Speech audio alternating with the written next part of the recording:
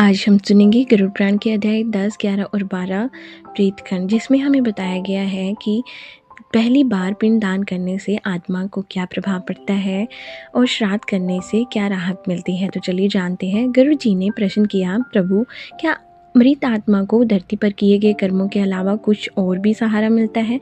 भगवान विष्णु बोले, गरुड़, अब आत्मा को एक नई आशा दिखाई जाती है, पिंडदान, श्राद्ध।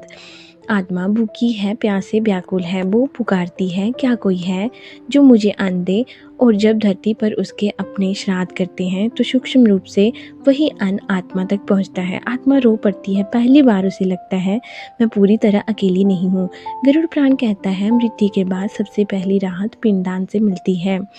अध्याय 11, श्राद्ध न होने की पीड़ा। गरुड़ जी ने भयभीत होकर पूछा, प्रभु, जिनका कोई श्राद्ध न करे उनका क्या होता है? भगवान विष्णु बोले, गरुड़, ऐसी आत्माएं और अधिक कष्ट पाती हैं। भूख लगती है पर अन्न नहीं मिलता, प्यास लगती है पर जल नहीं मिलता। आत्मा पुकारती है, मेरे अपने कहाँ हैं? लेकिन उत्तर सिर्फ मौन होता है। गरुड़ पुराण कहता है, श्राद्ध न होना आत्मा के लिए सबसे बड़ा दुख है। इसलिए शास्त्र कहते हैं, जो जीवित है वे अपने पूर्वजों का ऋण अवश्य चुकाएं। अध्याय 12, कर्म और संतान का संबंध। गरुड़ जी ने पूछा, प्रभु, क्या संतान के कर्म पितरों को प्रभावित करते हैं? भगवान विष्णु बोले, हाँ गरुड़, संतान के अच्छे कर्म पितरों को शांति देते हैं और संतान के पाप पितरों को पीड़ा पहुंचाते हैं। जब दान, पूजा, सेवा करती है तो उनकी पुण्य ऊर्जा पितरों तक पहुंचती है।